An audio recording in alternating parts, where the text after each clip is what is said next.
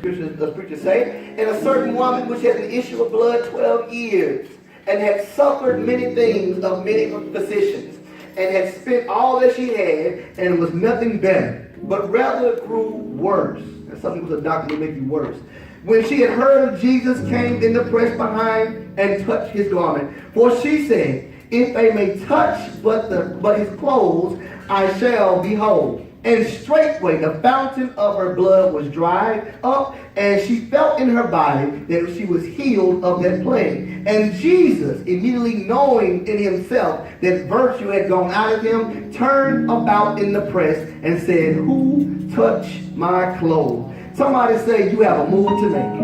You have a move to make. Y'all sound so weak on now. Somebody say, you have a move to make. You have a move to make. Amen. Let's pray. Let's begin to pray. If any man speak, let him speak as the oracles of God. If any man minister, let him do it as of the ability which God giveth, that God in all things may be glorified through Jesus Christ, to whom be praise and dominion forever and ever. Amen. Somebody have a seat. Amen. Y'all say amen. Amen. You have a seat. Amen. I'm talking today about moves. All right, about moves that you have to make. We know the story of the woman with the issue of blood. We've heard it before, haven't we? Amen. We know it. We know it frontward and backwards, and sometimes as pastors, we don't like to preach stuff that's been preached a lot because we don't want you to think that we just get from something for somebody else. But sometimes God can bring some things out inside the Word. We're going to talk about chess. Y'all play chess inside here? A couple of y'all play chess. You know, I try to keep myself play chess, but I'm better at chess than I am at checkers. He's awesome at checkers. He beats me all the time. But we're going to talk about chess. And we're going to talk about check versus checkmate. Check versus checkmate. See, to be in check on the board, you ever somebody say they call check on the board? To be in check means that the king is threatened by another piece on the board. That means he's in a position where somebody can take him out.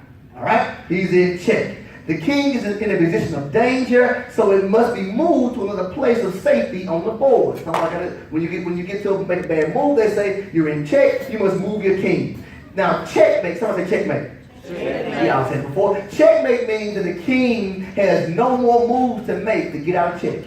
Amen. Then wherever he moves here, he's in check. He moves over here, he's in check. He moves to the front, he's in check. He moves diagonally, he's still in check. That's called checkmate. Somebody say checkmate again. Checkmate. This means the king is in a position where it is surrounded by enemy pieces to a point where it cannot make a move without being in check. It has no more moves to make. That is ball game. That is checkmate. Now get this. The object of the game is not check, is checkmate, not check.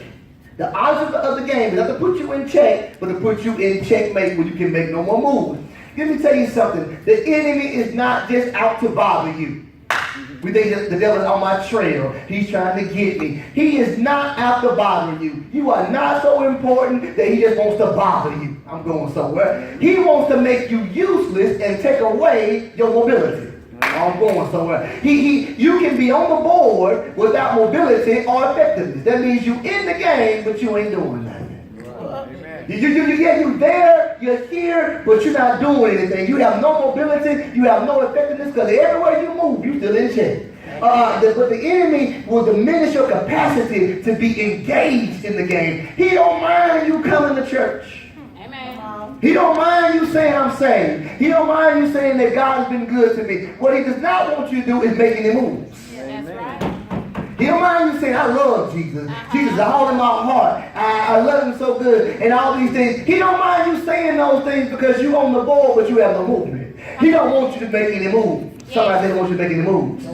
See, it's not the opponent's job to let you know that you don't have a move left. You see, I just played chess, and I was playing chess against one of my friends at school, and I was playing against him, and I was going to concede that I lost. Because I thought I was in checkmate, but he told me, he said, no, Daniel, because it's a friendly game, I'm going to tell you that you got a move to make. But it was not his job to tell me I have a move to make. It's my job to find the move. Oh, I'm going somewhere. Because sometimes people have conceded. They've given up without realizing they got a move to make. I see people in church, people in life that give up on life. People commit suicide because in their mind they believe I have no more moves to make. I've seen people walk away from God because they believe I have no more moves to make. People have given up without realizing that you got one more move left. So have you ever been in check? This is my question for some honest people inside here. Have you ever been in check? See, this woman was in check because of her illness. Now, what about this illness? This illness was a continual running of blood, a flow of blood. Now, women, you know what we're talking about in this one. In the Bible, during the time of a flow of blood, that you were unclean in the Old Testament, right? You cannot do anything. You were unclean. Think about this. She was unclean every day of her life. Going somewhere because the illness prohibited her from normal life. She couldn't hang around everybody. She could not touch anybody. In fact, when she touched somebody, that person, whoever she touched, was unclean for 7 days too. Oh, this is awesome. So she can't live a regular life. She can't go out and go hug people when we say, get up and hug your neighbor and touch your neighbor. She couldn't high five nobody. In fact, she couldn't even be coming out the church in here because of her situation, of her illness. And it kept her in check. Also, her search for a cure, it cost her all her money. Now, it don't matter if you got money if you can't spend it on you. You better say that's real. It don't matter if you got money and you can spend all your money to get well. I said, it's nothing. See, it's a thing to be blessed with health. Somebody say health inside here. It's a blessing to be blessed with health because if you can have all the money you want, but if you're using all the text to stay alive, you're not enjoying your money. Some of y'all will think I'm so broke, but thank God that you got your health. Amen. See, this is another thing that put her in check. And also, the physicians who are operating on her, who are doing things to her, they don't even know what they're doing. And instead of her getting better, she's getting worse. And that's really messed up, man. That you go into somebody trying to help, they're going to be able to help you and take care of you, but everything they're doing from you, they're charging you to kill you. Think about that, man. They are charging this woman money, and they're not making her any better, only making her worse. Have you, at every turn and with every move, she found herself in check. Amen. I can't go and hang out with nobody. I'm in check. I can't use my money to enjoy myself. My money's in check. My health is in check. And when I go to the doctors, they put me in check because on top of that, they're making me even worse. Have you ever been in a place where every move you seem to make seems to put you back in check? If I go here, I got stuff going on. My family is messed up. My job is messed up. My wife is messed up. Wherever I go, church is messed up sometimes. Everywhere I go, I'm in check. Now, maybe I'm the only one that has been there in my life, and maybe you can't attest to this, but sometimes it feels like every move you make, you in check. You in check in Heidelberg. You in check in Law. You in check when you go to Heidelberg. Ever had a day where everything went wrong? It's like everything you did. And have you ever had a time where it wasn't even your fault? Yes. That you were trying to do the right thing and trying to be a good person and just helping somebody else, it messed you up. Man, nobody got to say amen. I say I appreciate myself on that. Have you ever been in check in your life? See, it's only after she had no more to give that she came to Jesus. It's only after she had God, she had no more to give. The exhausting of options and resources that led her to Jesus. She came to him because she had no more to give. She had no more finances. She had no more emotional currency as well. Now, you see, you have currency. That's money. That's money you got in your pocket. But guess what? We also have emotional currency too, don't we? Yes. But that's why some people say, well, I have emotional currency. I got as much grace as I can give. Well, then why don't we say, I'm through with you sometime? Amen. You ever talk about I'm through with you? You know what you're saying? I have no more emotional currency to give you. Right. I've given you all that I can give. Emotionally, she's given all that she can give. Financially, she's given all that she can give. And she said, now that I have no more to give, let me go find Jesus. Can I talk to you? Because how much do you have to give before you come to Jesus? How much more do you got to give before you realize how to come to Jesus? Amen. Do you have to resort all options before you make your way to Jesus? You gotta get quiet, but it's the truth. How many positions, and I'm trying to think about this, how many positions are in your life trying to say they can fix something, but you find yourself worse from their cure? Amen. How many people are you talking to who swear they can fix everything in your life, but all they want to take it away from you? Yes. Oh, have you ever felt bad and talked to somebody and felt worse? Have you ever gone to your job and you wanted to have some kind of uplifting spirit from somebody and they only bring you down? Yeah. Can I go even further? Have you ever gone to church sometime? Yeah. And you just wanted to get in touch with God, but somebody else brings you down? Yeah. How many positions are in your life who are saying that I can fix it? but they're only making you worse. That's right. This is what we got to understand about this woman. She's in check, but it's time for you to make a move. Somebody say it's time to make a move. It's time to make a move. And I want to talk about something because I want to talk about active versus passive deliverance. You know the difference between active and passive? You see, are you waiting on the move of God? Mother Evan almost preached my sermon this morning on her testimony. Are you waiting on the move of God, or are you making moves towards God? Are you waiting on the move of God to come to you, or are you making moves toward God? She didn't ask Jesus to come to her. I like that about her. She did not wait on Jesus to come to her. She didn't say, Lord, if you got any time, come see about me. She didn't say that. She didn't say, I'm waiting on Jesus to come to me. She began to go out to Jesus. She pressed her way to him. And when was the last time you pressed your way to the presence? Now, I know sometimes the music sounds good on Sunday morning. I know sometimes everybody is worshiping. I know sometimes we all feel good here on Sunday morning. And that's a good time to worship. But have you ever came here and the music just wasn't what you wanted to hear that Sunday? And when nobody praising, we want to be praising that Sunday. And you were the only one that was here. And you had to press your way into the presence of God. You ain't got to say amen, but some of us don't do it. Some of us, if the conditions are not right, we just go ahead and give up. But there are some people who come inside the house of God and say, I don't care how they sing. I don't care what's going on. I don't care if you don't praise God. I must press my way into the presence of God. Some people can pray for 2 minutes and they good. God, just go ahead and take care of it. I'm going to go ahead, I'm going to go to bed. But there's sometimes that God wants you to press into the presence. There's sometimes you can't pray for 2 minutes and go to bed. There's sometimes you will begin to turn down your plate, begin to fast and begin to seek God. Because, Lord, I'm not here to be ordinary. I need the extraordinary. I got to press my way into your people.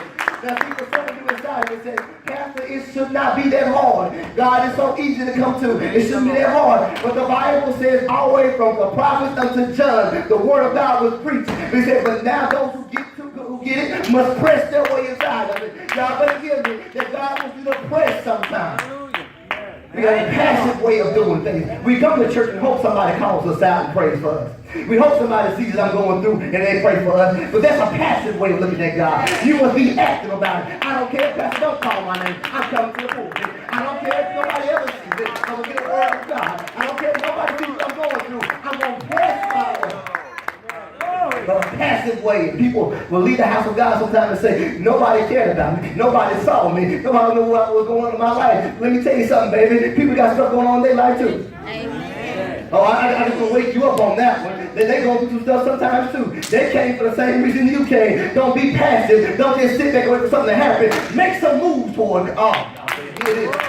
It's the last time you press your way. It's time to stop feeling sorry for yourself and make a move toward God. I had to put it in my mind that, Lord, I'm not going to feel sorry for myself and just sit here. I'm going to make a move towards you. Don't let the enemy make you think that you are out of options and you have no more moves to make. See, you can still press your way into the presence. See, passive deliverance is when you wait on God to move with no action on your part. I've learned that God don't always move with no action on my part. He wants me to begin to praise Him. He wants me to begin to seek Him. He wants me to begin to fast and begin to seek His face. He wants some pressure, some action on my part. He don't want me to be a passive saint. He don't want me to be a passive saint. Passive people wait for things to happen. Active people make it happen.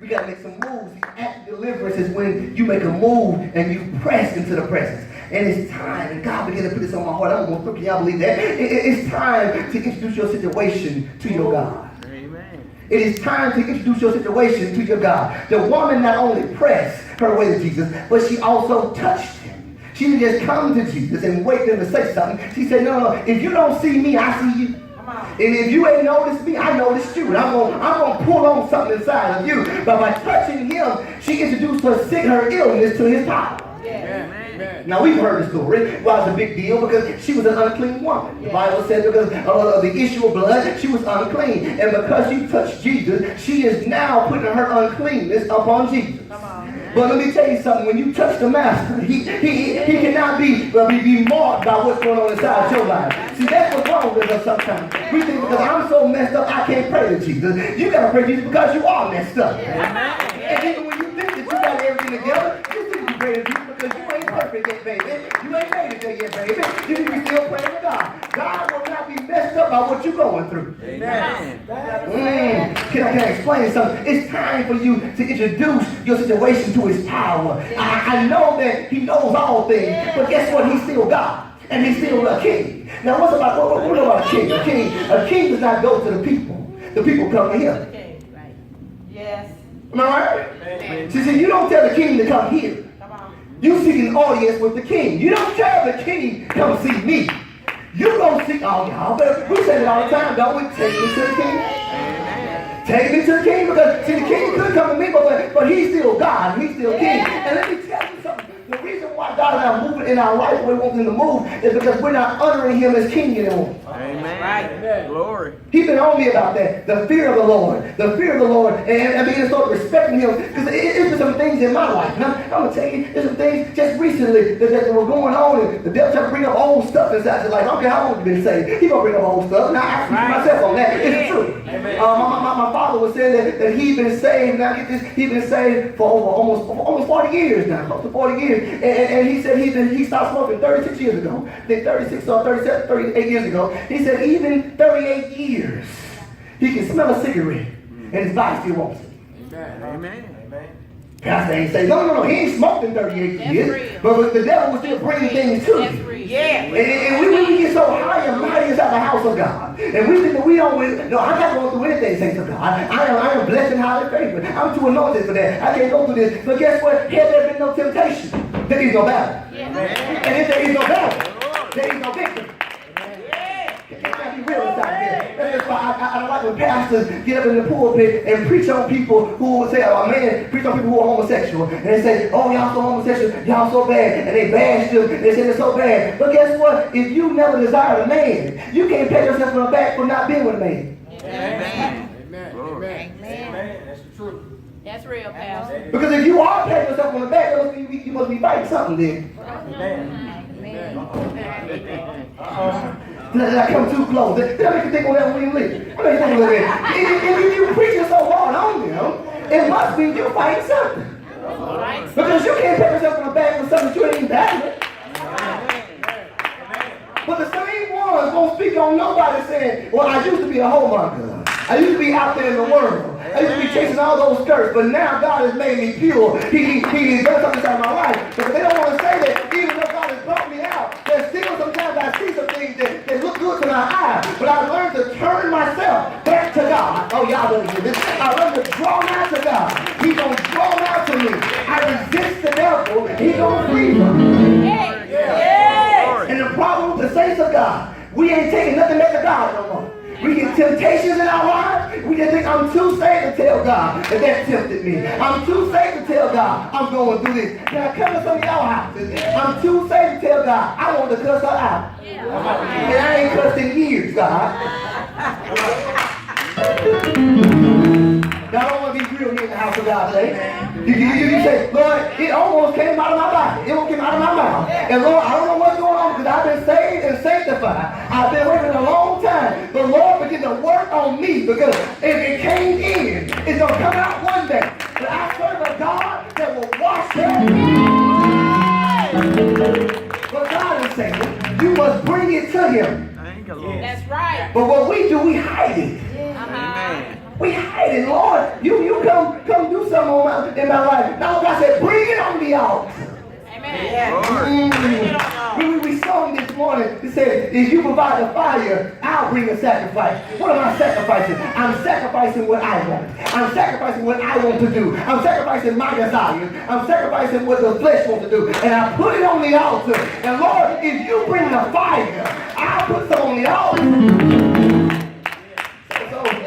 Lord, things you gotta have. I said, Lord, when things even come inside your spirit, I said, Lord, I'm not going to ignore this. I'm going to blame myself because I'm still human. That's right. I'm still human. I'm going to blame myself for what your body wants to do. You are not what you are because of what your body wants to do. That's real. Amen. You are what you are because of what you do. That's right. Oh, y'all better hear me inside here. Don't be mad at what your body wants to do. Be mad at what you do.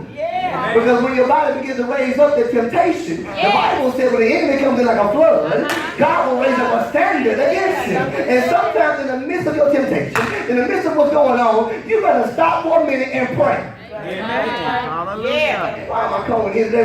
You gotta stop for a minute and say, Lord, I don't care what's going on around me. Some things have risen up that shouldn't be rising up. Lord, let me stop for a minute and pray. Yeah. Oh, before something comes out of my mouth, that should not come out of my mouth, God. Before I say something, I must apologize for God. Let me stop for a minute